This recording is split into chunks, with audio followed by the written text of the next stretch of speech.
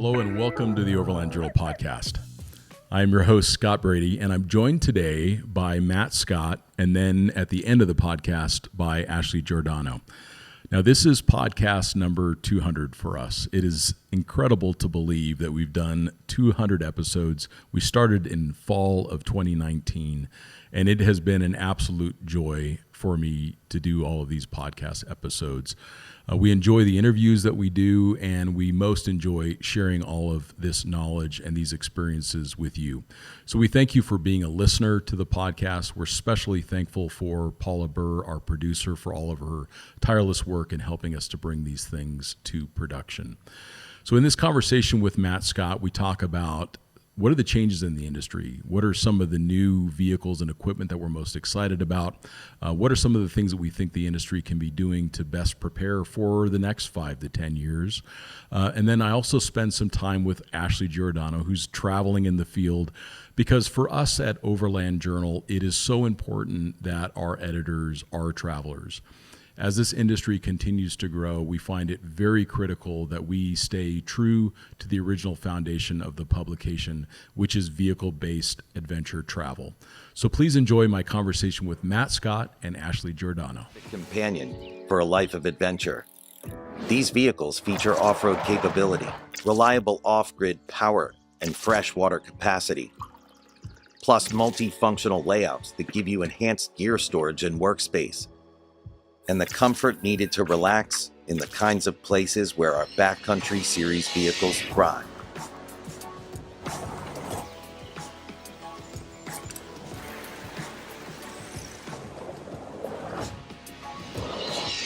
Take, for instance, the Echo, which introduces off-road camper van utility to a rugged yet spacious Class C. Or the Revel, the ultimate adventure-ready van, boasting up to 7 days of fully off-grid power. And then there's the Solus.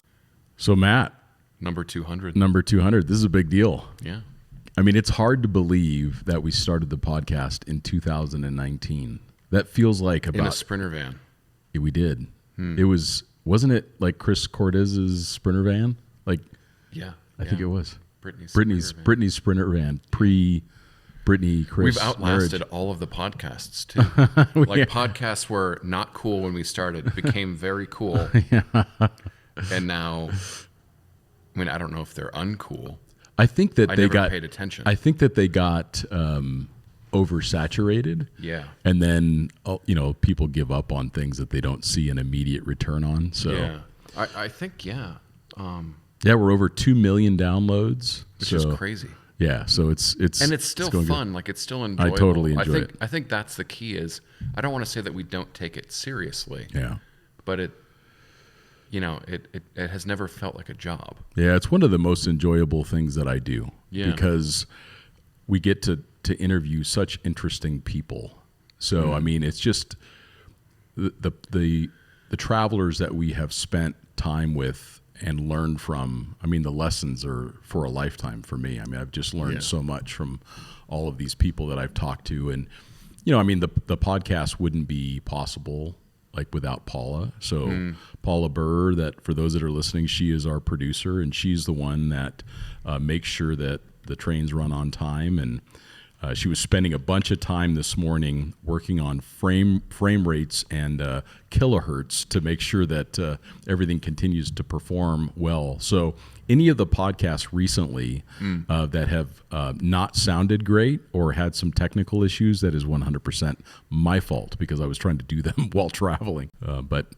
So yay Paula. Yeah, yay Paula. So it takes a team of people, and Matt, just thank you for sticking with it the whole time from that. It's fun. I enjoy. I get to hang out with my buddy, and that's right. Yeah, have you a and stream of consciousness of BS. That's right. We get to talk, and then we've been doing a little mountain biking, which is kind of cool. We have ridden non-motorized cycles. That's right. Twice in now. the last week. That's right. Exactly. And we'll be riding them tomorrow. Tomorrow morning. Exactly. Yeah. I mean, we'll spare the listeners the stream of complaints that come from both of us as we're gasping for our life. Of swear words and huffing coming to the trail near you, it may be us. That's right. Exactly. We're both like, yeah, like I'm like, why am I sore there? Like, why is that part of me sore? I don't understand. Well, two things. Why is my left pinky sore? I think mountain today? biking is great, right? I mean, I genuinely enjoy it, and as we were saying, it's so complementary to a lot of overland travel. You know, just to be able to throw a bike on the back, not only is it transport outside of your vehicle or whatever, but it's exercise, which is super important. That's actually something that people don't really talk about is you can kind of go a little sedentary while you're traveling. If you're not that careful. affects your mental state, at least for me. Yeah, and then you sit a lot in the car. Yeah. So and the reality of overlanding is that you're moving heavy things around. You're hauling gear, you're pulling winch line. You know, when things go bad, you got to have a little bit of a base of fitness. It's really hard to open the wine cork sometime. I don't know. You probably have like a built-in electric one. No, I do actually have one of those little. I think it's called the Rabbit. Yeah, that came with. Okay. But I actually like to use my Opinel that you got me because it's just like it feels like it's pretty legit. It feels a little classier when you're drinking your rosé. Yeah, nothing wrong with rosé, I can tell you that. Oh, and of course, Ashley Giordano. Yeah.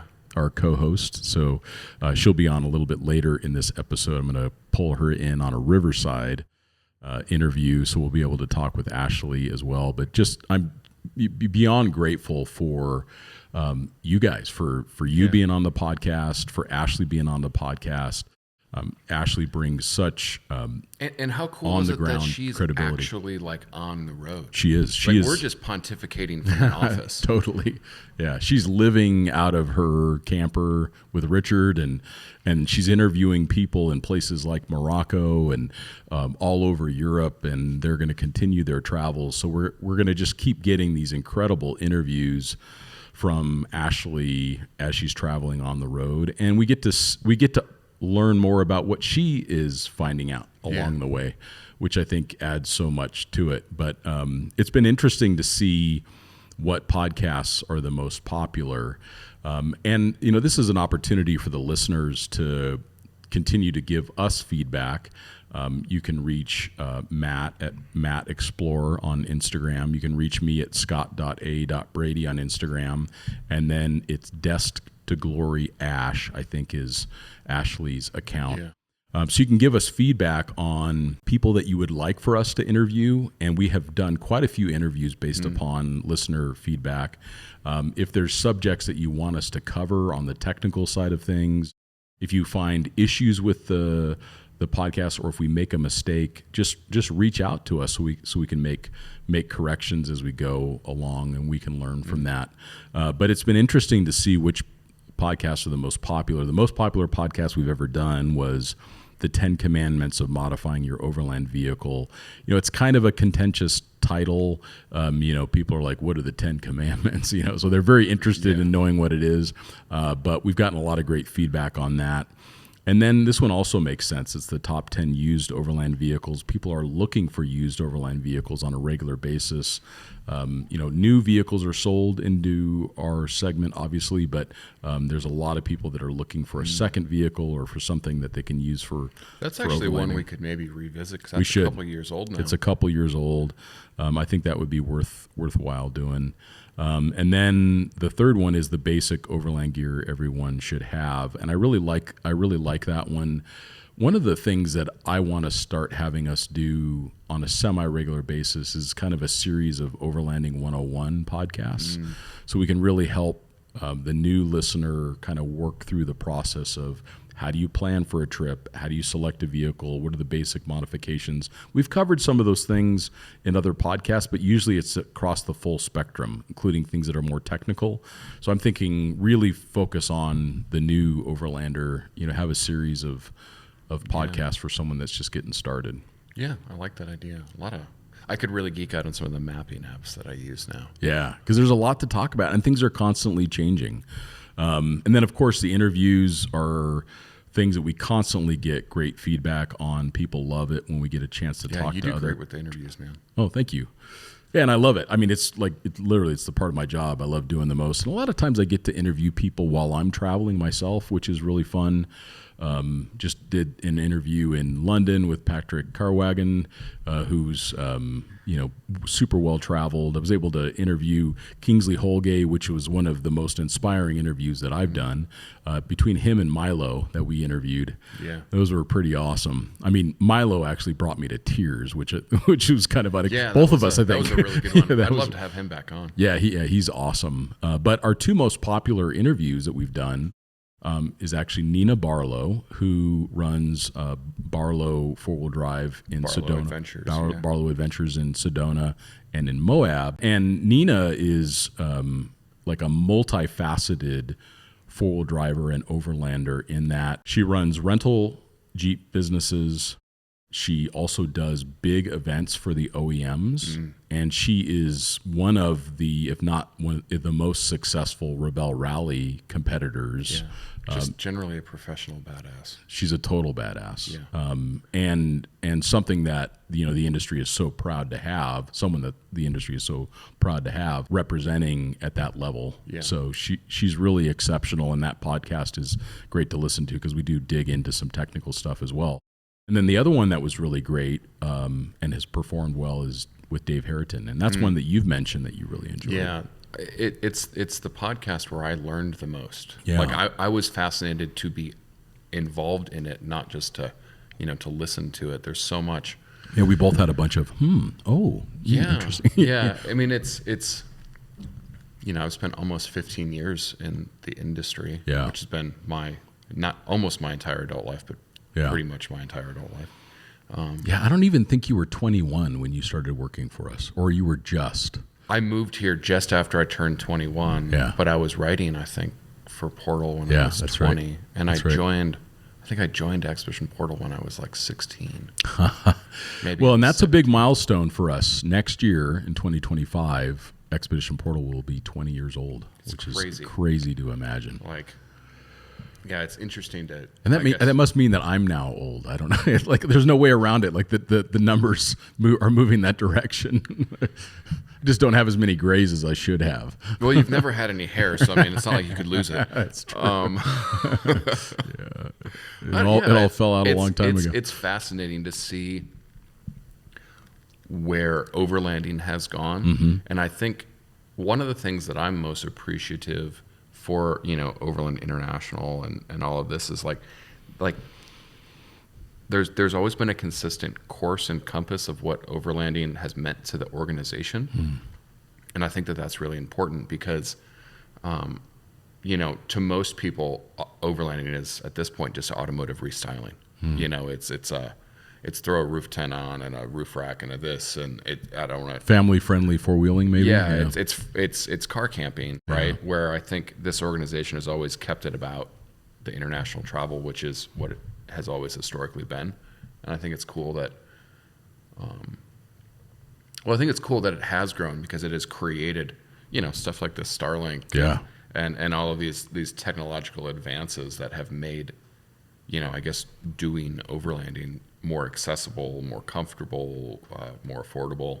I think, and we talked about the 10 overland game changers a couple episodes ago, but I think that because the market has grown in size so much, that's how you end up with these factory overland vehicles. So like, Dave Harriton and AEV, they're able to take all of that expertise and contribute to GM in making a vehicle that, like, 15 years ago would seem unimaginable that you would end up with a factory mid-sized truck with 300 horsepower, 35-inch tires, front and rear locking differentials, hydraulic jounces, multimatic suspension. It's like it's beyond insane that it even crazy. Exists. And you see a lot of them. Yeah, because they look great. They do really look great. Yeah. I'm very, very AT4X Canyon curious.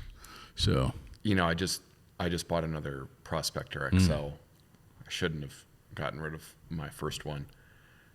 But I like the color on this one better. Yeah, this one's cool, and it's the mega cab, and it's the limited. And anyway, So it has more bouge. It's slightly more bougie than my Longhorn. It's less. You could have a faux driver. rancher. You could have a driver. So you could be in the back of it. I'm the driver for my dog. You know, now Dak is the one that gets to enjoy the mega cab. Instead of his bed fitting sideways, it fits long ways. No, anyways, I love that truck, and I don't drive it much. We're now both Tesla people. That's right. That on that mic drop. Yeah, Scott Brady has a Tesla. Scott bought a Tesla. Yeah, we were. Anyways, I'll finish this thought. The only truck that makes me envious when I see it is the Canyon AT4X. Yeah. Bison, I guess. It's everything you could have ever wanted. I mean, it's a race truck mixed with a rock crawler with 400 pound-feet of torque. Yeah. And it's just so dang cool. They're really, really neat. I'm very, very interested in it. I mean, once I have more time with the Quartermaster, I'm going to know. But I started all of this with the mid-size truck. I started it all really with that white Tacoma, and I can see myself coming full circle 20 years later with a mid-size truck. So I need to decide what it is that I'm going to buy. And right now it's like one hand is saying Quartermaster and the other hand is saying, AT4X. Yeah, because you're going to AEV. do a pop-up camper too, right? Yeah, exactly. I ordered a Scout Yoho pop-up. Those look really cool. Yeah, it'll be available in early September. So, and I'll put it on the Quartermaster, and I'll use it on the Quartermaster for the rest of the year. And then I'll decide, do I buy a Quartermaster or do I buy another mid-size truck? I think I want to go with a mid-size truck.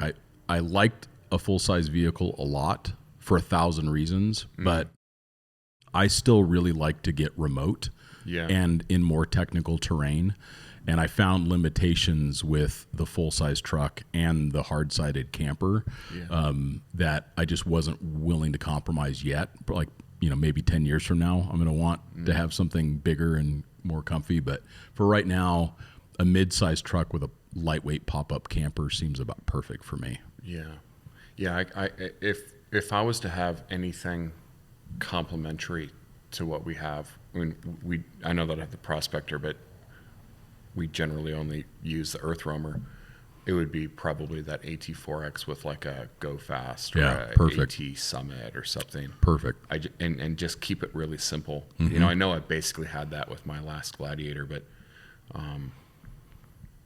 actually I really liked the Gladiator, to be fair. Yeah. I'd maybe even reconsider one of those. Yeah, and the thing about the Gladiator is also on the list, and that's because of the payload. I saw one that's like 1750. Right. Yeah, and that's actually the one I'm most interested in. You can get a V6 with a 6-speed manual transmission. Yeah. And you can get it up over 1,700 pounds of payload, which is crazy. I mean, and you still have Dana 44s. Yeah. So, and they have that new full floating rear axle. Right. I don't know if you get that one on that. Hopefully you do. I have to look into it. But it has there's just a lot of potential with that platform, and I really like it. I like the fact that I could get a manual. It's kind of like, do I make this be like the last manual transmission vehicle I can actually buy? As we were saying, I have it out for a manual Jeep right now. Yeah. Like to me, a 2-door JK or JL with half doors and a manual transmission would be like an AEV built one. You know what you need is nothing. I need absolutely nothing. I need less stuff. I think you might need. More. I think you might need this. I think you might need a 2-door JK AEV build with a manual transmission and a Hemi. I just sold. Remember that red one that we had here? Yeah, that was a 4-door. But the thing is I just basically had that. I mean, I just and sold. You didn't drive it. Yeah. I just sold the world's best AEV Jeep. True. I mean, I don't mince my words. I've never seen one better. But it was so perfect that it was like a collector vehicle, and I would have people that would maybe, oh, it's a Jeep, you need to drive it. And then they'd see it and they'd do a complete 180 and be like, okay, now I get what you're saying. Yeah. Yeah, you could eat off of the top of the power steering box. I mean, it was that clean. Yeah, and it had everything. Anyway, I could see another Jeep in my future. Well, let me ask you that. That's one of the questions that I wanted to ask you. If you could only own one new vehicle, what would it be? An Earth Roamer LTI. Okay. Without a doubt. Earth Roamer LTI. All right. If it was only one, though, I mean, you wouldn't want it. You don't, yeah. Because if I ask Matt, if that's an open-ended selling question. Everything and having one vehicle, it would probably be the Truck House, the new Truck House AEV camper, because you could fit it into a normal parking spot. Yeah. So you could actually drive it every day. It's considerably lighter than the Earth Roamer. It's sweet. Like 11,000 pounds versus 20. Yeah, it's sweet. Like, so then, like, performance, when you can pull that much weight out of a vehicle, it's not to say that an Earth Roamer isn't capable, but when you get into soft conditions like sand and mud, taking 7,000 or 8,000 pounds out of the vehicle spread out over the same four tires. The rear axle weight of the Earth Roamer is the weight of the Truck House. Yeah. So that's significant. Yeah. But I geek out on the expedition trucks. Like, that's just what tickles my fancy. Yeah, they're super cool. What's yours? What's your one? So if I was to have a don't new, say Defender 110. Because there's a second question coming. I'm going to ask you what vintage vehicle you would own. So if it was a new vehicle, I would really be tempted at the moment by a Rivian R1S, because I spent a lot of time in that, and now that I'm done with the big trip and I've done I've accomplished the goal, I'm going to be around a lot more. I'm going to be in Arizona a lot more. I'm going to be doing less international travel for at least a little while. So I could see just really enjoying having a Rivian R1S. If I was to have a vehicle just somewhere else in the world, it would be the Grenadier, because I really appreciated the Grenadier. The Grenadier is kind of like the anthropomorphic version of Scotty. It's very, I think I'm using that word right, but it's you. Like, it's very you. And it really grew on me with time. It did the job. It never failed me. And with one of those Alucab pop-ups. Yeah, that'd be pretty sweet.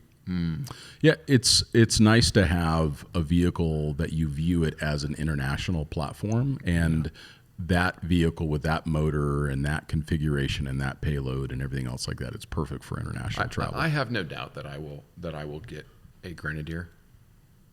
But let's keep it other places. Let's just keep shipping our Grenadiers. Let's go half other places, right? I mean, it's not to take anything away from a Grenadier in North America, because it's also a great choice, but its strength is the fact that it's meant for long distance international travel. Would be an international, or like what do they call that? A tourist delivery or a European delivery on a Grenadier. Yeah. You can do that on a 911. Like 911 is just switching models, and I was trying to buy one of the last of the 992.1 Porsche people. That makes sense to them. The current model 911.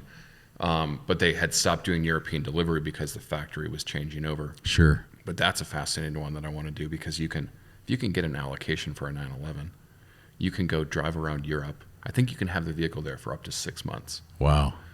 They include like 6 weeks of insurance, but you can. Yeah, it's very easy to extend maybe it. it's not 6 months, but it's a pretty generous time, and you can drive this thing all over. You can drop it at one of like 20 Porsche dealers. I mean, pretty much every country in Europe you can drop it at, and then the car shows up for, at your dealer, and then you can just sell it and make money on it. Usually. Yeah, sure.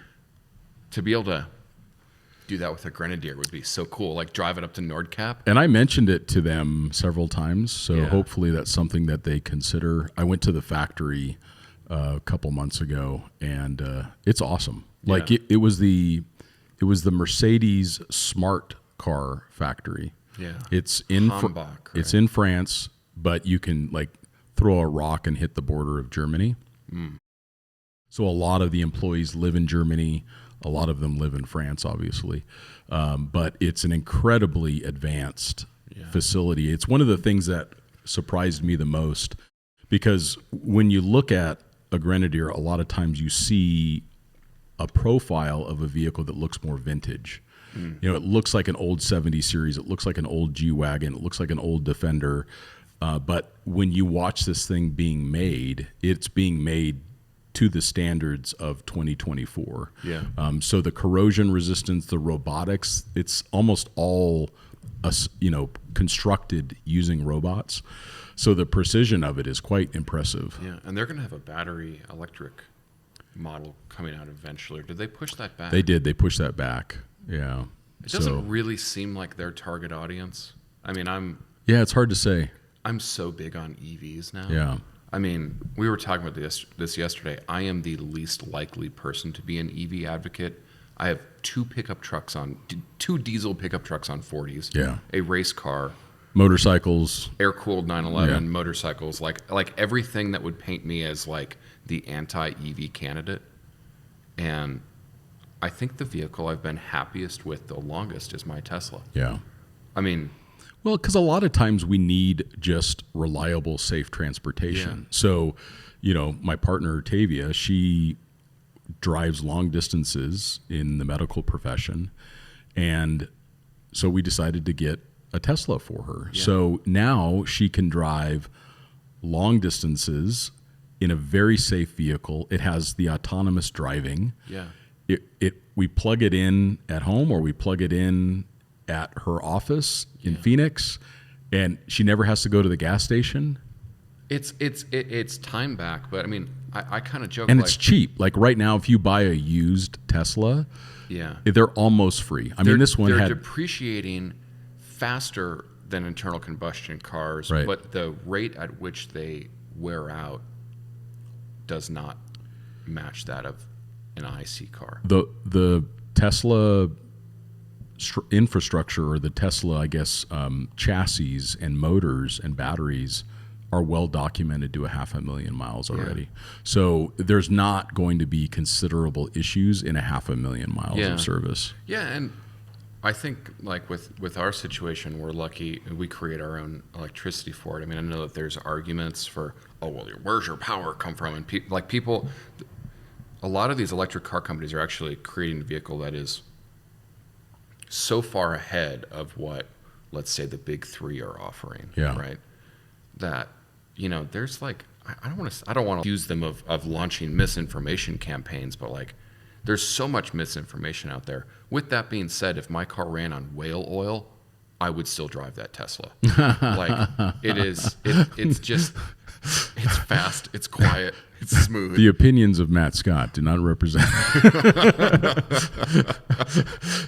Like, setting the environmental reasons aside, because people get weird with that. It's just a good, I'm shocked how weird people get around EVs. people get really weird. It's like It just doesn't.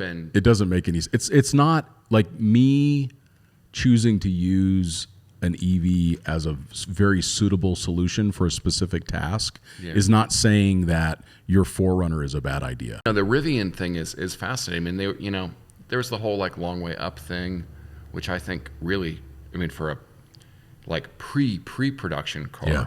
I mean, a car that still had like toggle switches and stuff and a big Sure. red button on the inside to shut it down. I think it'll be fascinating to see that concept grow in overlanding. And there's no limitation with it. I mean, for those that are listening, just to be very clear, like there is not a limitation for 99% of cases. We drove a Hummer EV across the length of El Camino del Diablo, which is the longest unsupported overland route in the United States, in the 48 states. Yeah. And then we also drove a Rivian R1S to the most remote location that you can drive in the 48 states, which is in southern Utah.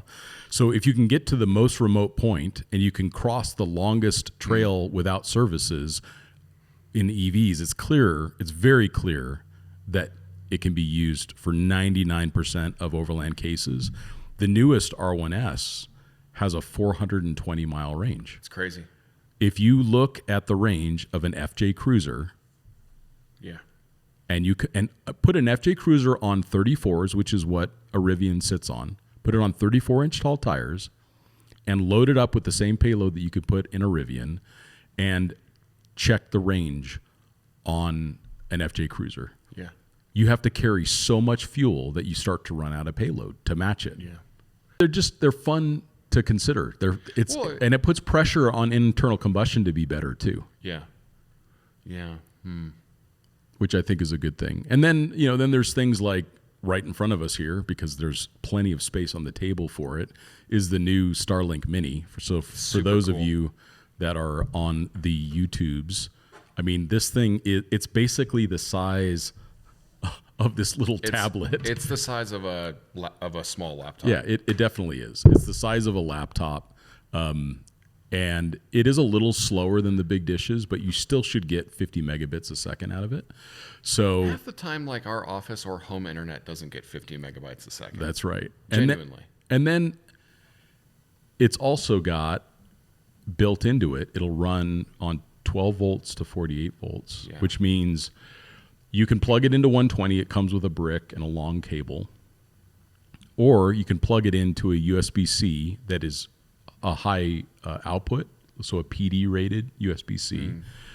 Or there's another adapter, and you can plug it into a 12 volt socket, and it only pulls 60 watts.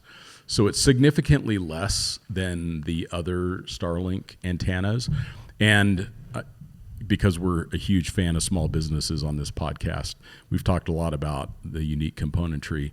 So I'm working with them on sending one of their little magnetic mounts for the new Mini. So like I'll have the cool mag mount that I really appreciated while traveling, and I'm going to have it on a much smaller device. So, I mean, there's just been so many things that have changed. I mean, and let's get back to the vehicle question. So if Matt Scott could only own one vintage vehicle, what would it be? Only one. I know this is going to make you anxious. Only one, Matt. You can have only one. This is like an ambush. It's like a therapy session. Oh man, like, do I just get it for free? Yeah. Yeah, 300 SL Gullwing. Oh, okay. Because it could be rebuilt forever. Yeah. It's like they're like. Has that really always been like the pinnacle vintage vehicle that you've wanted? I think of when I think of proper vintage vehicles that you can actually drive. Yeah. Yeah, I think the Gullwing is probably. They're beautiful too. Yeah.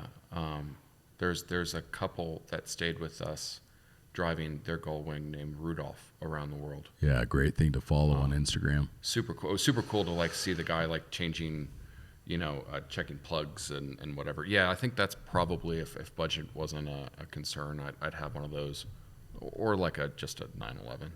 Yeah, perfect. But I think and both of those you can drive around the world, and people have and do. I would love to. Yeah. What about you? I think if it was a 4-wheel drive, I just would come back to the Defender. Yeah, but that's not really classic. That's more like, I guess it is. They're 1986. That's a long time ago. 83. Yeah, that's a long time ago. So. Yeah. Okay. I'm going to put some more caveats on this ambush. Like 50s or 60s. It'd be like an old diesel Mercedes. Yeah. I just really like those. Mercedes had a little 2-door coupe that was Pagoda. Pagoda. Okay. The Pagoda SL. So there was another model just after that that's just really beautiful. Yeah. And I almost bought one about 15 years ago for $28,000, and that's like one of the things where I look back and I was like, that was dumb not to do. Yeah. Because it was a car that I really liked. But I just really have an affection for those old Mercedes sedans just very well and coupes. made. Yeah, and they're you could travel in them easily. Yeah. You can work on them. They were the pinnacle of kind of German reliability during that period too. That's when a Mercedes was more reliable than anything else on the planet. Yeah. So I like those, but yeah, really like an old Land Rover just really does it if for I me. was going to have something to like classic car to like really travel in, that's more pertinent to this podcast and what it's about, like a Series 2, like an early Series 2. Totally. There's like that year of the Series 2 that got like the synchro mesh gearbox and that kind of stuff. Like that's probably what I would what I Perfect. would choose in this scope. Otherwise, if somebody's giving me one, I'll take the most expensive. Yeah, I don't even think that those old diesel Mercedes are that expensive. I look at them every once in a while on Bring a Trailer, and they're like, I don't know, they're like 22 grand or Yeah, something. but they have like 13 horsepower. Perfect. I'm just happy with that. I'm totally happy with that. What do you think, like, despite your personal preferences, what do you think in the last 5 years, because we're talking about the scope of the podcast here, what do you think is the most notable new vehicle that's come out? Like for overlanding, not for Matt Scott's EV obsession. Overlanding. I think for me, it's probably the Grenadier, but I think that the four-wheel drive Sprinter, is that within the last 5 years? Well, I mean, that's when they really started to become available. Yeah, I think that the four-wheel drive Sprinter has really probably revolutionized the actual travel side of overlanding. No question. I would put it even. I think the Grenadier was the car that we always wanted. Yeah. But the van is the one that people always wanted to buy. The Grenadier can be a little bit expedition cosplay. Like a lot of the people that bought FJ Cruisers and wore driving gloves, like, are kind of now buying the like Grenadier and cosplaying with them. Where like the Sprinter is it's a van. It's not something that you buy for enjoyment or signaling necessarily. It's the vehicle that has gotten the most people out for the longest amount of time, in my opinion. Like, and they're really good. I mean, think like they're you can really get good. the Winnebago Revel. Yeah. I mean, you just like walk into a, Bob's RV shop, and you just buy one. You get 30-year financing on it, and you just get out and you can go. Like, And they work on most back roads, and yeah. you can. There's a lot of aftermarket support now for the Sprinters. Like, I really think where overlanding is going is like there's this kind of automotive restyling aspect of it. But when it comes to actual like travel, international or domestic, it's the Sprinter that is. I mean, that's what you see out there. That's what you see people in, or like the ProMaster or the Transit or whatever. Maybe that's. I agree. I think that and the standard pickup of whatever size or color or flavor you prefer with a lightweight camper on the top. You see them everywhere. You see a lot of Go Fast. You see a lot of four-wheel camper pop-ups. You see just a lot of those on the road. Yeah. I mean, you can't also discredit like the Tacoma. Yeah. The especially the new one's got a lot better. So yeah. Although Toyota seems to be maybe having some reliability. Yeah, they concerns. got 100,000 engines that they're having to replace. And I guess the new Tacoma has some both manual and automatic transmission issues. But it's Toyota; they will fix it, and they will stand behind it. Right. I don't know. I mean, are you on the Sprinter train for that same question? I think it's the most significant vehicle for our industry in a long time, and it meets the needs of so many travelers. Yeah.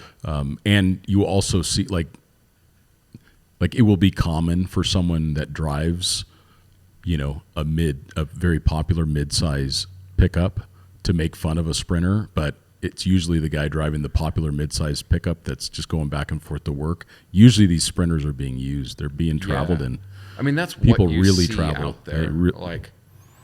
You go to southern Utah and you go on a back road and you go back in a couple miles, there's going to be a half a dozen Sprinters, and there's going to be, and there'll be full-size trucks. And, I think that there's a lot, if you think about the Greatest Generation, when they retired, they bought an RV.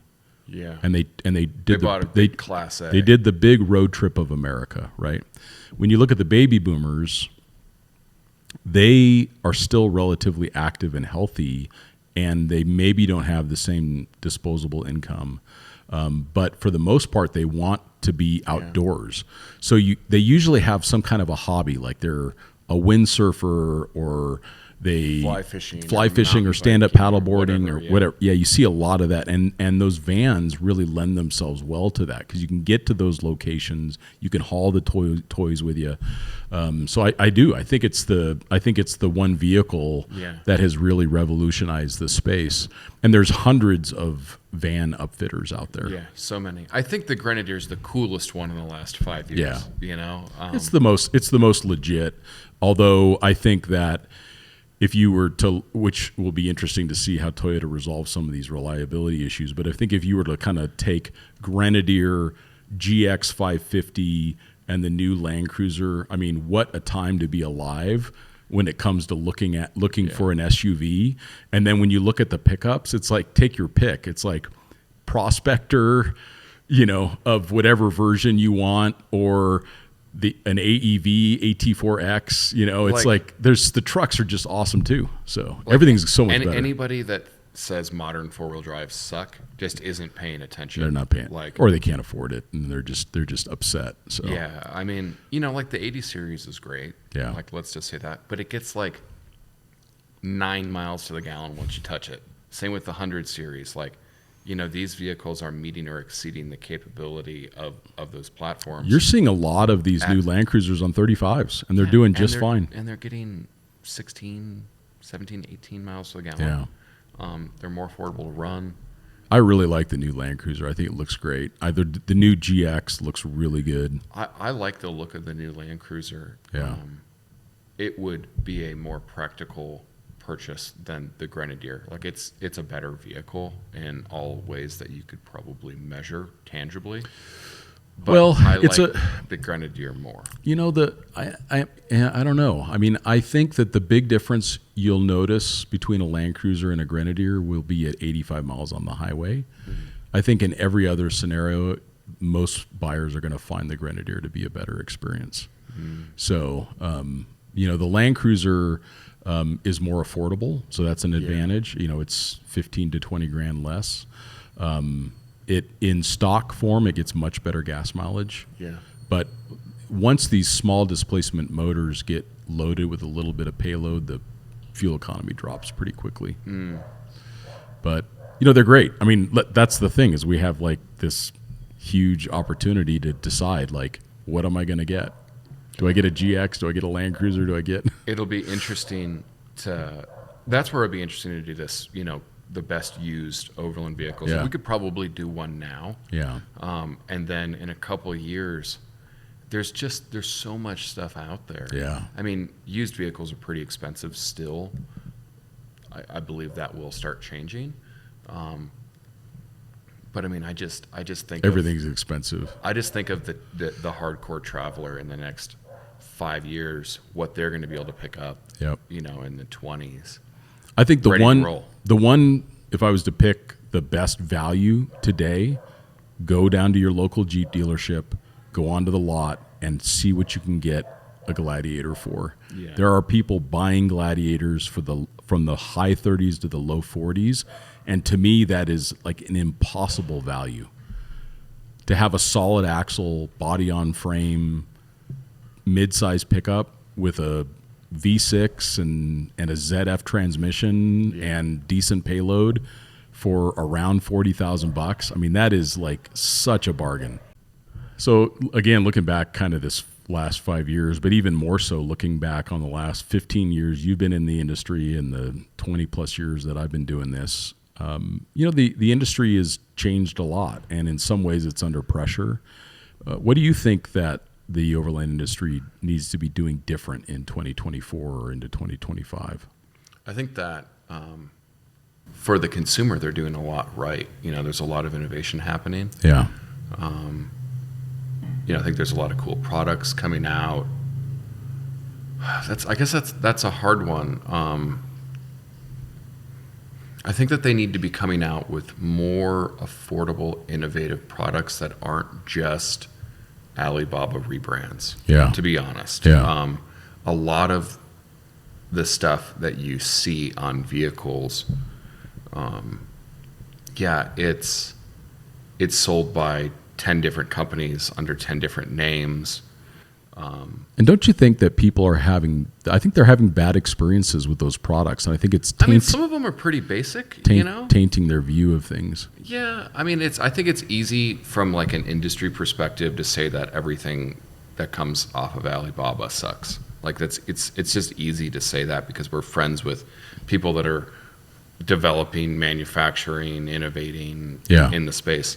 I mean, like I'll use that the Alibaba extrusion tent, for example. It's black. Mm-hmm. It has little plastic end caps. It's extruded, and it's a wedge style pop-up. I mean, squillions of people sell that tent. It probably works just fine. Yeah. But yeah, if there's stuff that gets people out and it works, I think it's hard to maybe argue against it. I think it's also interesting to see those tents selling for $1,500, $2,000 when I know that they're buying them for $400. Yeah. I think the industry could do better at more innovative, affordable products. There are people I think that are starting to get that. Dometic, for example, I think Dometic just came out with that new line of kind of more affordable fridge freezers. Like they're not, they don't have as many of the the functions, but I kind of commend them for that. I look at some of these battery systems that people are like talked into that they think they need, and they have this incredibly complex battery management system and lithium batteries and this and this and this, and they spend thousands of dollars between the equipment and getting this custom installation so they can have their fridge run, whereas Dometic comes out with like that PLB 40 that provides basically the same functionality that these people like actually need. I think it'll be interesting to see. The space is not growing at this point. It is. Yeah. Only certain areas are growing, but for the most part, it's pretty flat at the moment. I think the factory overlanders are going to help because it's going to drive a lot of new people to the space. Yeah. I think that the biggest challenge that the industry has is it has lost its product focus. When I look at the industry overall, I do not see very many companies that are being product focused. They're trying to rebrand, they're trying to spin, they're trying to copy other people. They're changing their story, they're changing their focus, they're changing their product mix in this very reactive way. Like if you look at some of these classic brands that have been acquired, these brands were successful for decades because they were product focused. So when you look at the companies in the industry that are successful, let's just take AEV for an example. The reason why AEV is getting all of these OEM contracts is because they are focused on the product. Yeah. They make something more effective, better looking, better quality. It's going to play better with interfacing with a new vehicle than anybody else on the market. And there are other companies that are learning and they're trying to catch up, right? But if you look at the ones that are doing very, very well, I mean, like what do we have on our table here? We have a Starlink on the table because like you don't hear about you do get stuff from Elon Musk, but if you just look at SpaceX, there's like no drama around SpaceX. What are people at SpaceX doing? They're making amazing things. Yeah. They're figuring out how to get human beings to Mars. Yep.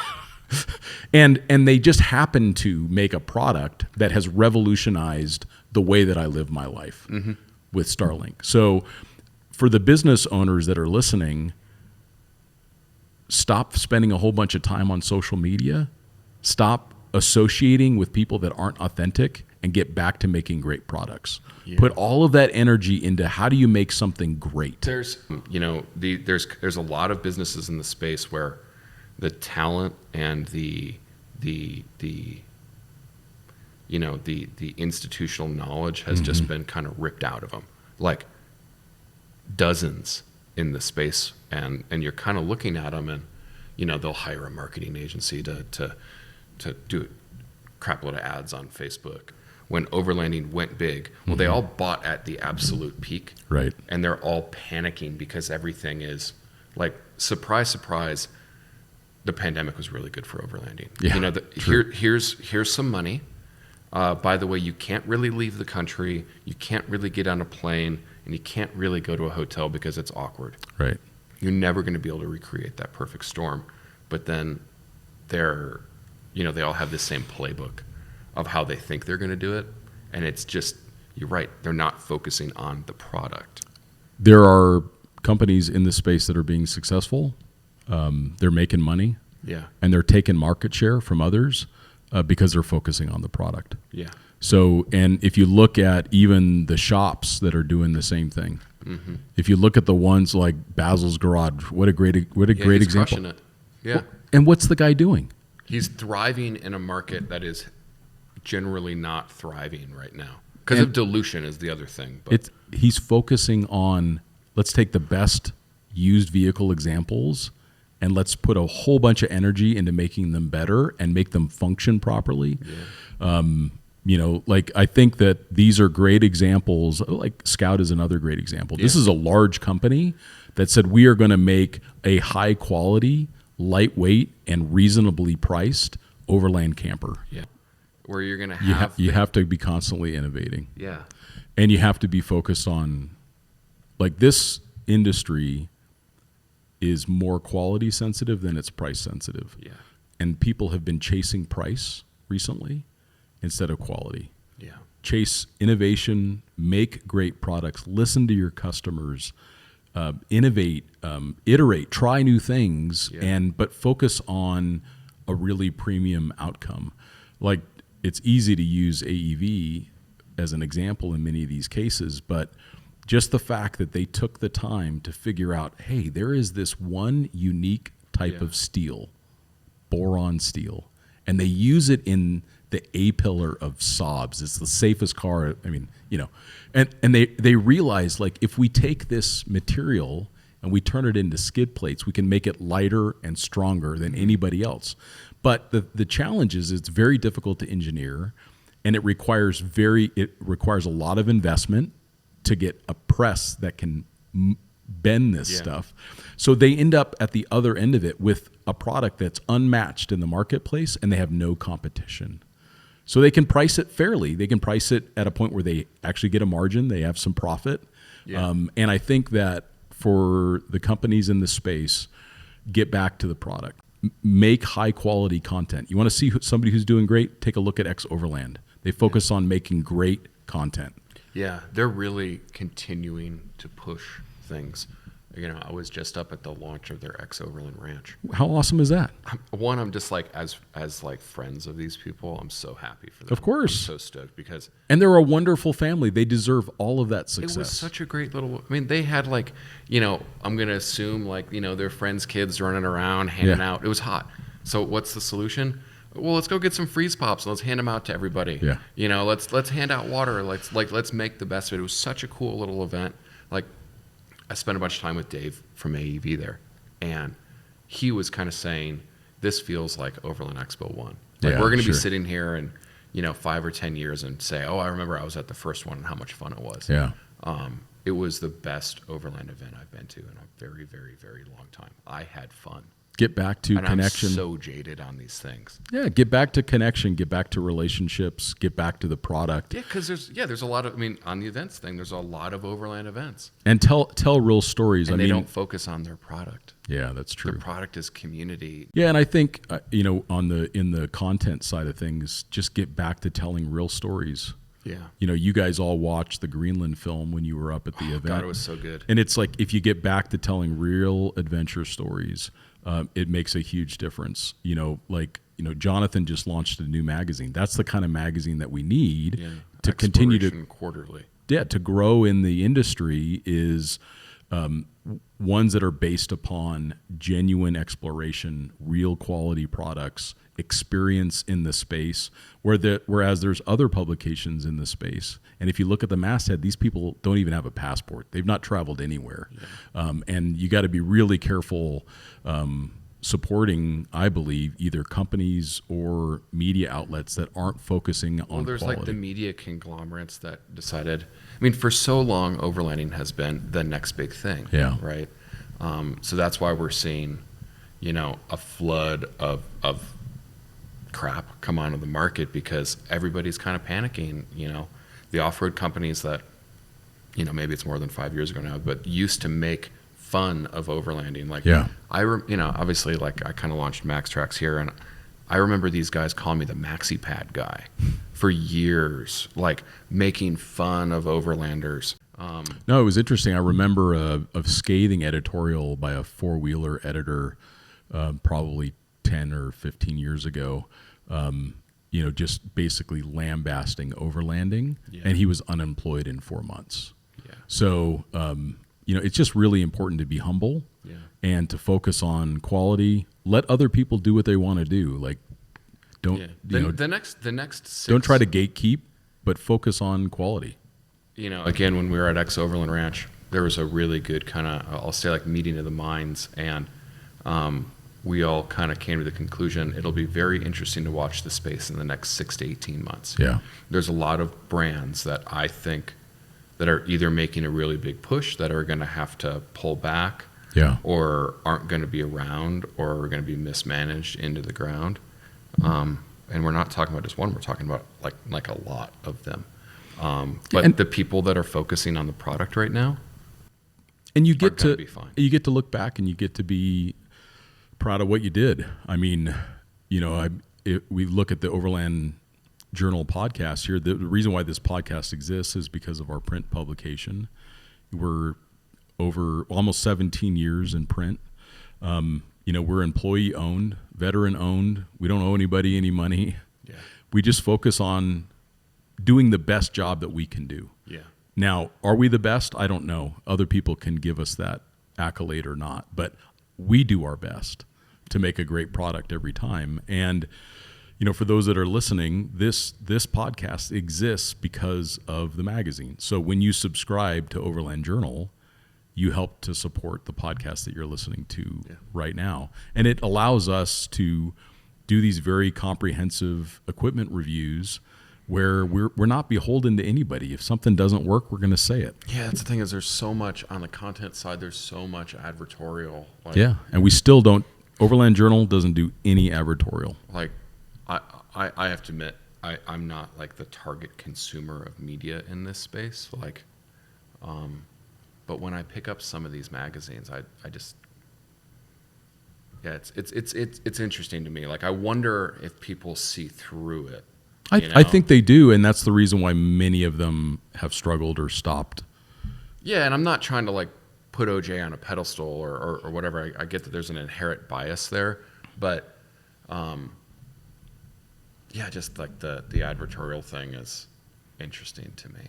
Yeah, I mean it took over the industry in Australia, and I think we want to try to. Yeah, like I ran magazines down there. It was crazy. We want to try to absolutely crazy. We want to try to avoid that as long as we can, and the way that you do that is by subscribing to Overland Journal. But subscribe they thrive on it, which is like the weird thing. Yeah. Like these figures in Australia that have been around for a very long time now. There's good ones, there's bad ones.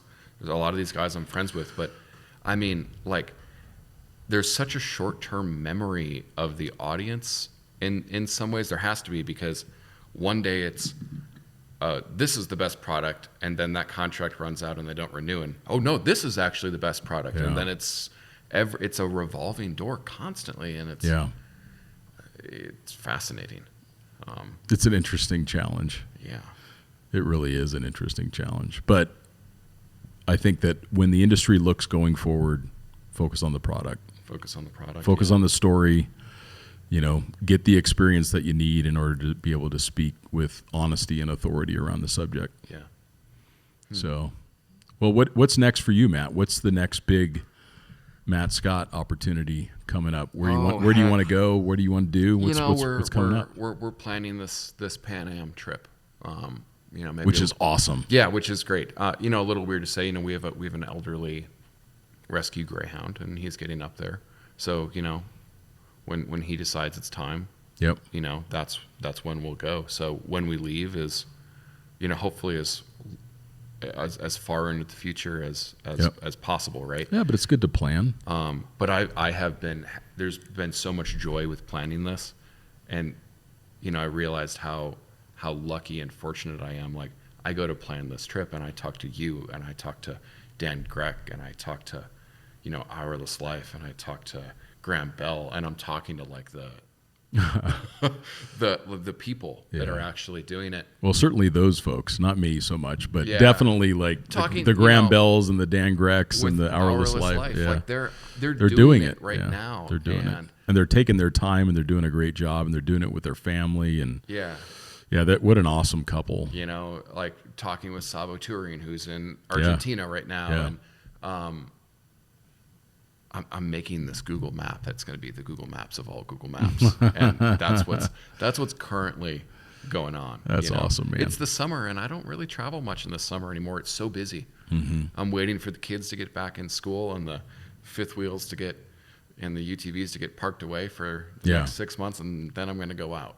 So, what about you? I mean, you're just like finishing the trip of all trips, and well, yeah, it's just it took me 20 years to finally get to wrap that whole thing up, and I'm grateful, and I feel. I mean, let's recap some of these trips over the last 20 years. So, I mean, like your first big one would have been Tuck, mm-hmm.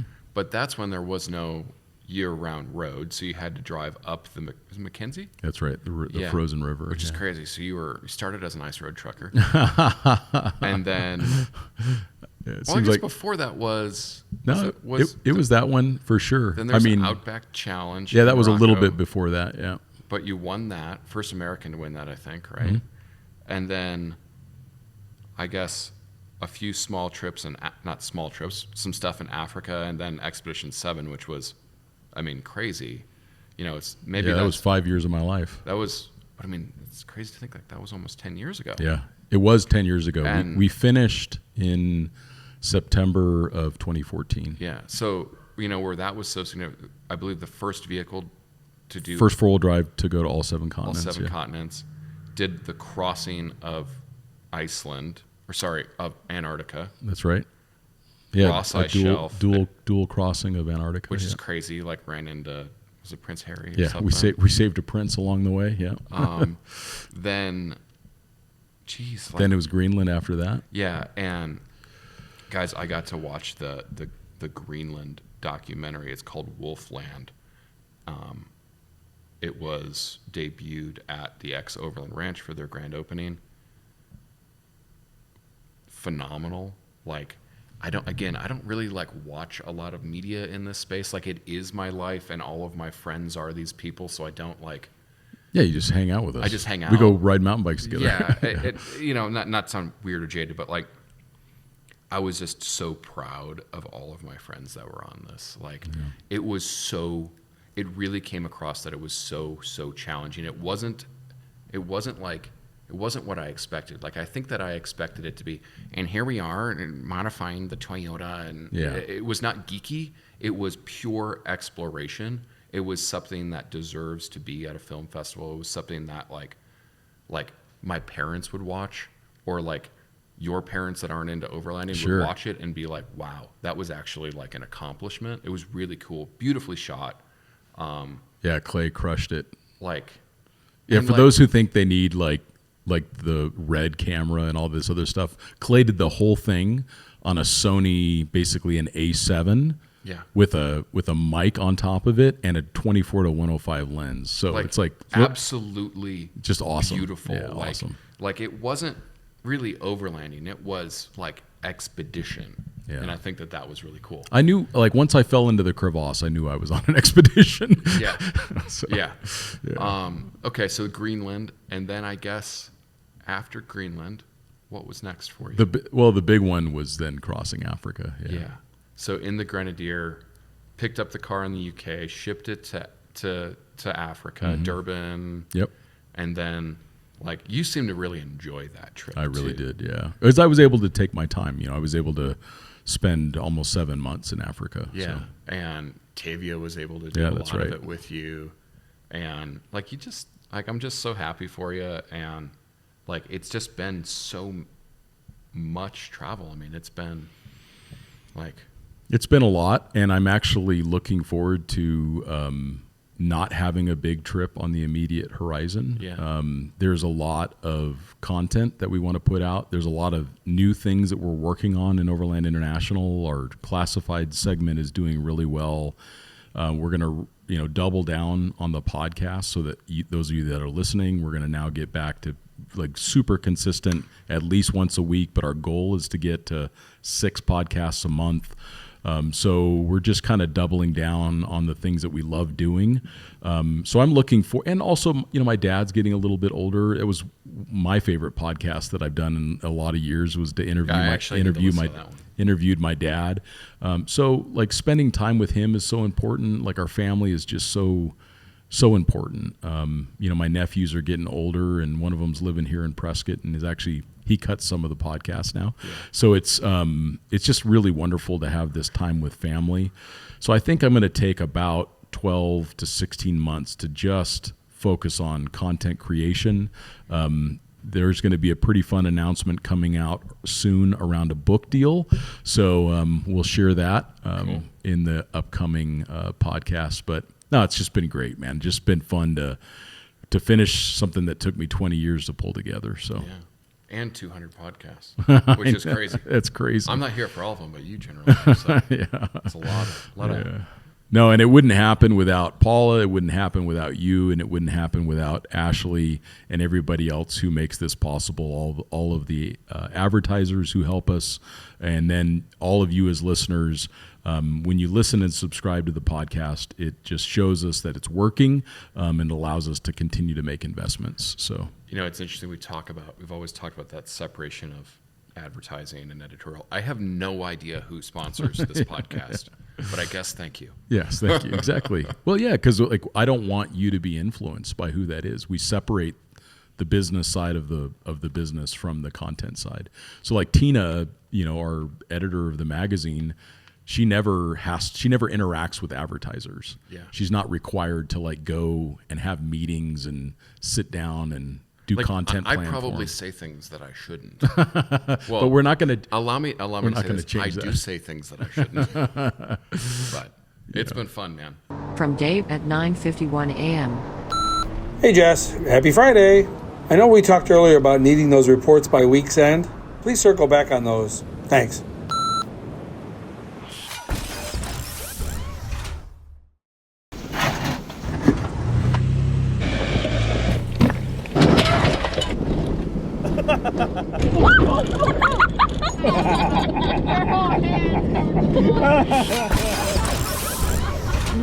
So, Ashley, thank you for being on podcast 200 with me. Thank you for having me. It's fun to be on a podcast together again. Yeah, we're always, you are always someplace interesting whenever I'm on a podcast with you. But I think we have recorded it, one where I was in Southern Africa and you were maybe in Scotland. So we were pretty far apart. The miracle of technology. So. Exactly. Yeah, if you hear some background noise, I apologize.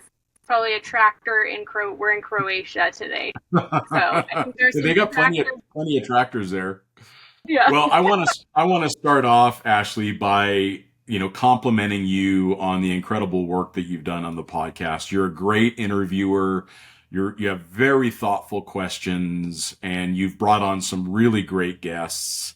So you have just continued to help us elevate the quality of the podcast, and we wouldn't be anywhere near where we are today without you. So I'm just so grateful. Thank you for the opportunity. It's been so fun for me to be able to, that's the best part about what I do is to connect with other overlanders. And so to be able to sit down with them for a specific amount of time it's fantastic. I've enjoyed every minute of it. And it's what I would normally be doing for like an article. So it's fun. Exactly. Well, it's one of the most fun things that I do. We get to anytime you get to talk to a fellow traveler, it's always such a joy. And that kind of leads me to my first question for you. But what was one of the most favorite interviews? And it doesn't mean that it's your favorite person. It's just maybe the interview that surprised you or one of your most favorite conversations.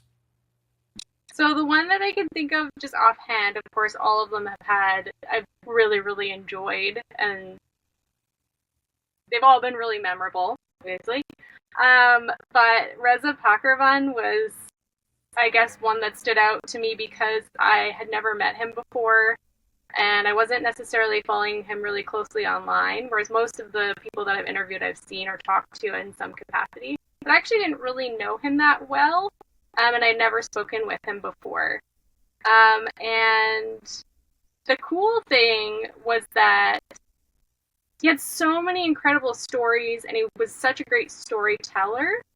And I was actually kind of intimidated to look at his bio, and I was on his website a lot before I talked with him, just looking at all of his accomplishments and the things he had done and the society he's a part of. So I kind of went in like a bit intimidated, but yeah, he was starstruck, yeah. Yeah, I was starstruck. But he was such a gracious guest and really just wonderful to speak with, and so yeah, just a good reminder that I was we're all human. Yes, I was very impressed by him. I was impressed by the interview. You also did some content for Overland Journal on him as well, and his photography is absolutely incredible. And I don't know about you, but it's sometimes people like him, or in the case of the interview that I did with Kingsley Holgay, that I left inspired in ways that I wasn't expecting, and I also felt challenged. I felt challenged to do better and to think more broadly about how I give back when I travel. I've tried to be more mindful of that, but when you look at someone like Kingsley, for example, that has dedicated the last 25 years of his life to literally saving lives in Africa, it's very humbling. So, Yeah, I think that the really interesting conversations that I've had have combined this sense of like overlanding or travel plus it's like a mission of some sort. Like I'm in this phase lately where I'm really drawn to the tales of explorers, but like how did they give back? What kind of scientific observations or studies did they do during that time? And I've been diving into, and you'll see some of the findings that I've come across about some of the societies like the Royal Geographical Society and what they're doing and how we can use travel as a way to learn more about the planet and ourselves and our fellow humans is really interesting to me. I'd love to be able to do something like that one day. So you that's will. really inspiring. I have no doubt you will. And maybe that's something we need to work on even more as an organization, of how do we tie those things together. It's surprising how easy it is to integrate some of those that field work with the kind of travels that we do. I remember when we did the Greenland crossing, we just reached out to several organizations, and it was surprising. They were like, "Oh, can you do snow depth studies? Can you get samples?" Because imagine what it would cost a university to go and cross Greenland, or the time it would take, or even the expertise. Whereas for us to have little glass vials and to take samples at different intervals and capture the GPS coordinates of where the sample was taken, it was actually not that hard, but it made a huge difference for them. So I think as we do these bigger trips, sometimes reaching out to academics and saying, what could we do to support your research while we're there on the ground? For sure. Yeah. Yeah, so I think there's more and more opportunities for that. And organizations like the RGS and the Explorers Club and others, they do need support, and they need membership. They need people to be coming into the ranks as their ranks continue to age, and they need new people. They need to have new explorers coming in with their own unique stories, so that way we can keep those organizations healthy and thriving. Yeah, there's so much to learn about the planet, and I think the U.S. is a really great place for that as well. There are so many opportunities to get out there somewhere remote on a track and make a difference. Yeah, or even just asking some local archaeologists or anthropologists, like, when you go into the backcountry, what vehicle do you use? Do you have good tires on it? Like might be surprised. You might be able to donate some equipment, or provide some training or some expertise, or help them with mapping applications. It's surprising how much we learn as overlanders, that we can help the academic or scientific or philanthropic communities with our specific knowledge. For sure. Yep. Yeah, that stuff's really interesting. I'm really drawn to it. But then you're also like, you know what? Sometimes it's just really nice to go out and enjoy it for yourself too, and just have a good time. And like we were talking a little bit before about a vacation, or that's your way to decompress without any sort of commitment. So it's like the both sides of the coin. Yeah, it's true. There's such a difference between being a tourist and being a traveler, and there's nothing wrong with being a tourist every once in a while. In fact, there's nothing wrong with being a tourist every time you travel, but there is a difference between being a tourist, being a traveler, and being an explorer. Those are very different roles, and it's easy to get them mixed up. But if we are mindful about what we're doing, then we actually get the best result. So yes, if we just allow ourselves to sit on the beach with our toes in the sand because we're just being a tourist, there's nothing wrong with that. So yeah, yep, love it. Well, one of the things that I wanted to ask you is, what is maybe a couple lessons that you've learned from all of these interviews, or has it just reconfirmed things that you already valued or believed? Yeah, I think a little bit of both. It's just nice to connect with other people. I think that, like Richard and I traveling throughout parts of Europe and Morocco, we have these time periods where we're surrounded by people, but we don't necessarily have the opportunity to connect, maybe because of language differences, or we're not running into as many people to connect with as we did on the Pan American Highway for some reason, which sounds weird because Europe is very busy, but I think those overland camps along the Pan American Highway, it's like a crossroads for everybody coming together that are doing the same thing from all different countries. And it just feels a bit different here. So the podcast has been a really good way for me personally to connect with other humans, aside from Richard, whom I love, but we're spending all of our time together, right? So just chatting with other travelers about the quirks of overland travel or long-term overland travel has been really fulfilling. I would say also another thing I've learned from all these conversations is it's really cool to see all the offshoots of how many directions that overland travel can take in terms of like themes or of lessons. Like on one of the most recent ones with Next Meridian Expedition, we talked about like pacing, and we talked about how different people have a different travel rhythm. And so I thought that was a really interesting concept. Like some people are really, going very fast, or some are moving every day, or like Richard and I are going very slowly, but sometimes we need to go fast.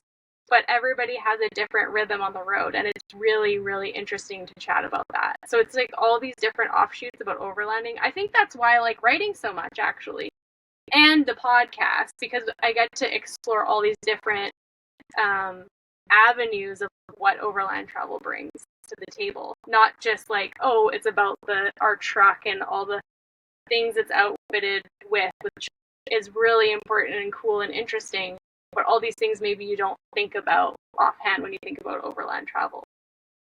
I think that's one of the interesting realities of when you're on the road, particularly internationally. You just don't ever talk about the truck. Like when you meet up with another traveler, like you never like you never talk about muffler bearings. You just like it's like you, Yeah. you always talk about, oh, how was the border, and then they'll say like, oh, you got to check out this little taco stand, or like I had the most amazing campsite over here, or just so you know, when you get to immigration, they're requiring this new paper or whatever, and so it ends up not being about the gear or the vehicle at all. Yeah, I can relate to that, especially over here, because we definitely stick out like, not like a sore thumb, but we stick out. And I often forget that because I'm like, oh, we're in Europe, it's all good. They have some big trucks here, but no. Like, we usually get asked, are you really from Canada? How did you get the vehicle here? Did you build this camper? Things like that. Sometimes they'll be like, how many miles per gallon do you get? Or how much do you spend on fuel? Or it's not like, oh, do you have... They're not asking about the specifics usually. So it's fun. No. I mean, some people get into it a little bit, but for the most part, the gas mileage thing probably comes up a lot for you guys because it's such a big, it's such a big vehicle. And then you're like, you really don't want to know. You just like, Yeah. you really don't want to know. You want to know why we travel slowly? It's because we get 7.8 miles per gallon. We're like, we don't have a mortgage. It's like, we're not paying rent. So it's just kind of like, yeah. Anyway, it's fun. It's fuel. It's fuel. Yeah, for sure. Oh, and then how do you think,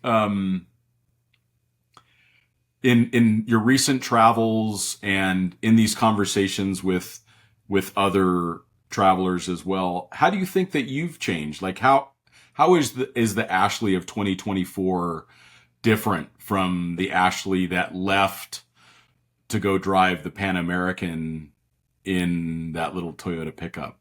Oh my gosh. Yeah. I think it's deep stuff. We're always talking about how the trip was different, but we don't necessarily talk about how we are different, Right. I think we have a little more confidence this time around. We don't really care as much maybe what people think, and we don't care about the way we are traveling and how it like affects other people, and not in a negative way, but we're like, this is the pace that works for us, and maybe we're only going through one country and it's going to take us 3 months. It doesn't matter what other people are doing and how it's related to us. It's like how we're traveling is good for us, and if it's not, then we make changes, and we realize the way that other people are traveling may be different, and that's okay too. Whereas I feel like on the Pan American, we were kind of like finding our bearings. And we're like, how is this pace working for us? Is this like the way that we want to travel? And everybody's driving something different, so you're always thinking. And now it's a decade later, and we're like, whatever, this is how we're going to do it. This is the way that we want to do it.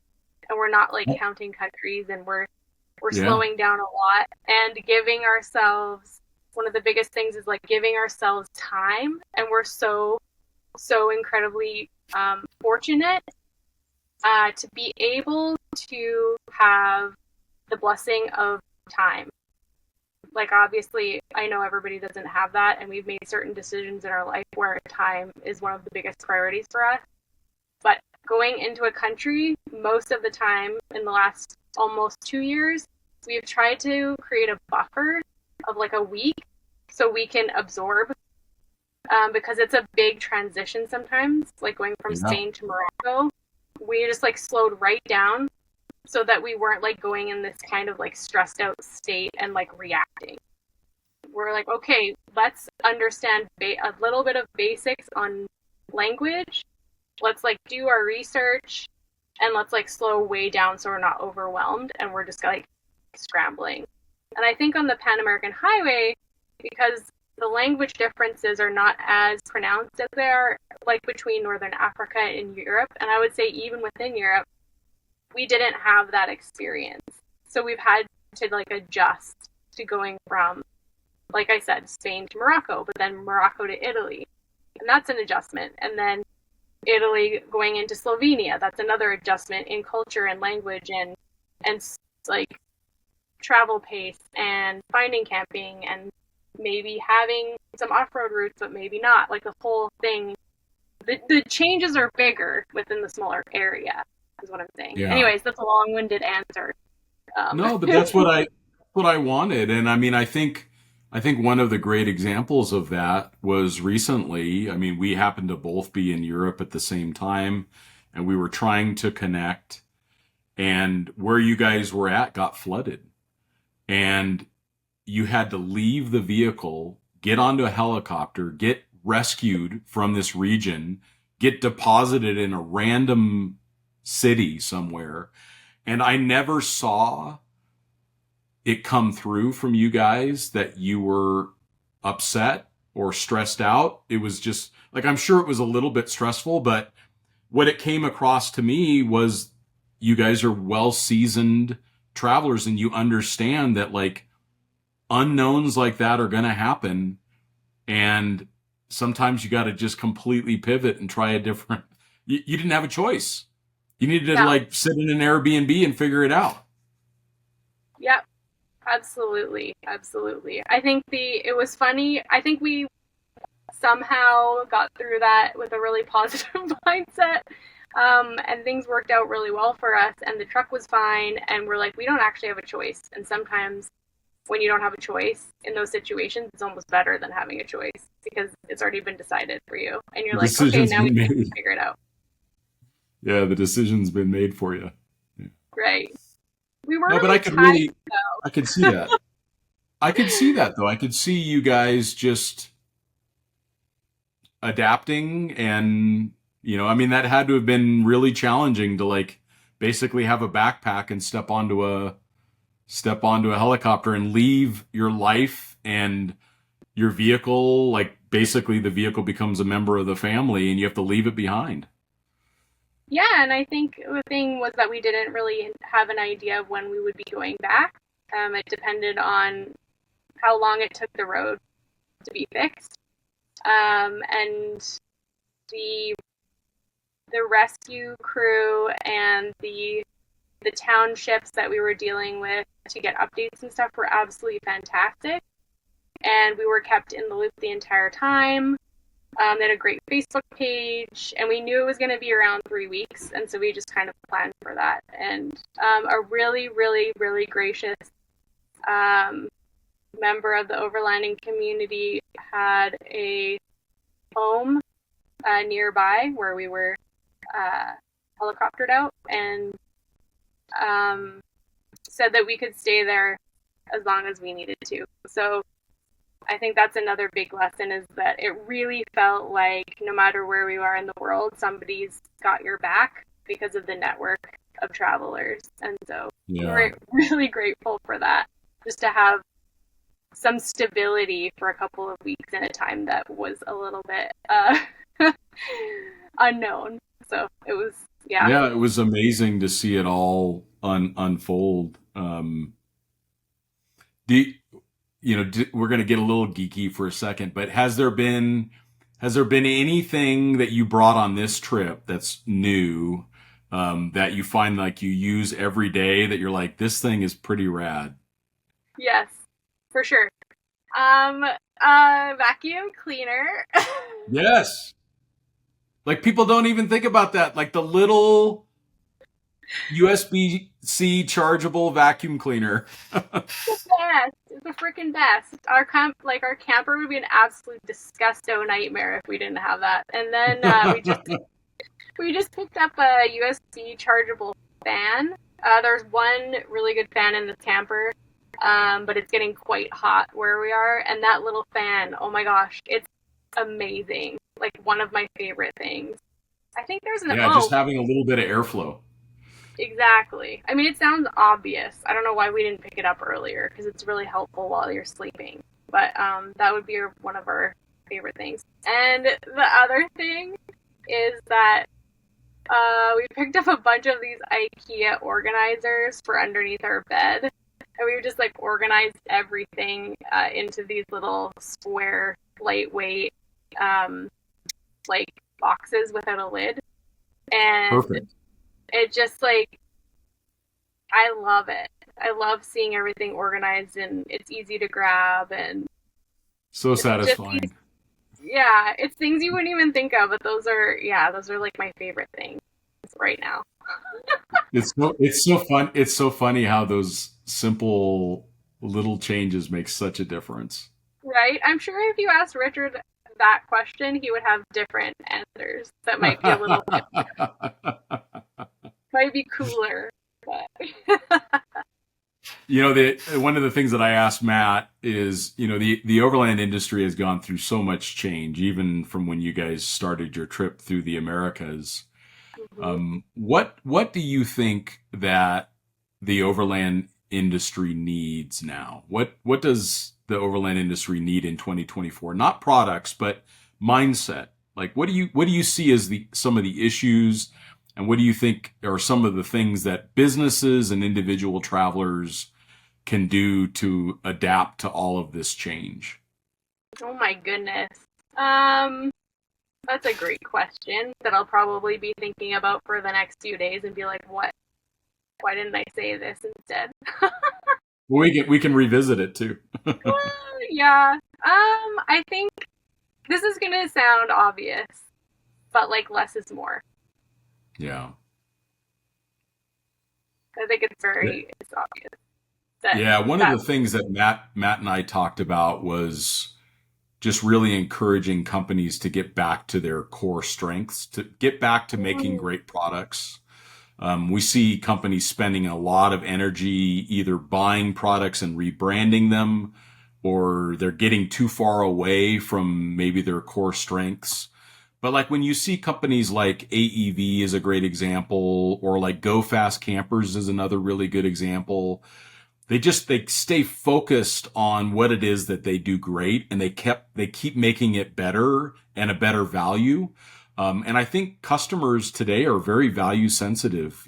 Inflation has really, kicked people in the stomach hard. And when they go to buy something, they want to feel like I'm getting something of value and something that will last, that will survive, some at least a couple years of use. And I think people are getting a little tired of the products that are barely lasting a season. So for sure. I think the thing too is there's this like human tendency to always want more and be bigger and be better, and um I'm trying to think of like just this like more, more, more. I yeah, want to offer more products. I want to offer this and that and add this and that. And sometimes it's like maybe it's better to simplify. And to be honest, I feel like I've got one eye kind of on the industry, and I feel like out of the loop a tiny bit, just traveling over here.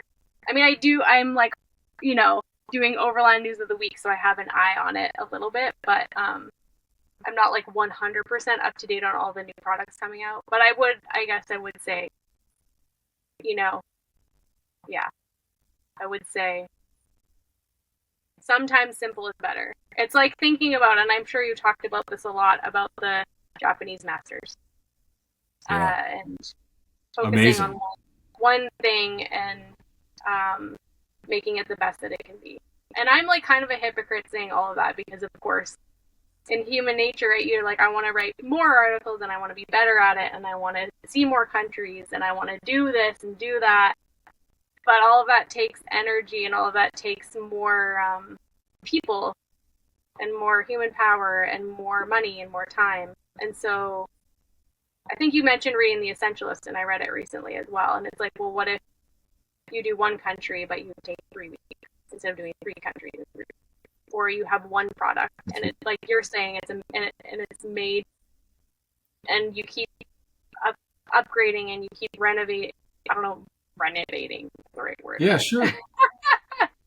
And I've got you've done that, Ashley. You continue to work on your craft, and you continue to be a better and better writer, a better informed writer. Your research is cleaner. You just can, your content does better. You continue to improve because it's something that you focus your energy on. And I think to your point about simplicity or less is more, it's like people will always feel poor no matter how much money they have until they know what enough is. If you don't know what enough is, or if you're not willing to say, I need less than I did yesterday, not more than I needed yesterday, you're never going to catch up. And people will spend an entire lifetime grasping for an impossible metric. And that's a very stressful place to live. For sure. Yep. Yeah, I would say I'm still working on that also. But also I want all of the articles in the podcast to be the best that they can be. And if it means that I write fewer articles, or do fewer podcasts, I would love to do more. But when you're looking at your life and you're balancing all these things, you kind of have to prioritize. And no, you're absolutely right. You're absolutely right. Of course, that's like a very privileged thing to say, right? You're like, oh, you have to like prioritize when you're traveling and doing this and that, and some people don't have the option. But anyway, yeah. Well, and I can see it in the work that you do, and I can't thank you enough, Ashley, for, again, all of the excellent work that you do for the Overland Journal podcast and the incredible articles that you write for Expedition Portal and Overland Journal. Our business is so much better for having you and Richard involved, and we're beyond grateful. And I know that the audience enjoys your content because they tell me on a regular basis. So how do people get in touch with you if they have feedback or ideas? What's the best way for people to follow your journey? Yeah, so you can follow at Desk to Glory on all the social channels. I also have my own at Desk to Glory _Ash. You can send me a DM if you want to chat. If you have article ideas or podcast ideas, or if there's somebody you want to see or hear on the podcast, we're always open to that, or like certain topics maybe that you're particularly interested in. And then you can also send me an email at ashley@overlandinternational.com. Well, I'm so excited to hear about your journey into Bosnia. That's going to be incredible. So I look forward to seeing the updates on that. And I appreciate you being on podcast number 200 and being just the amazing host that you are. So Woo! Celebrate. We'll pop some champagne next time we see each other. That's right.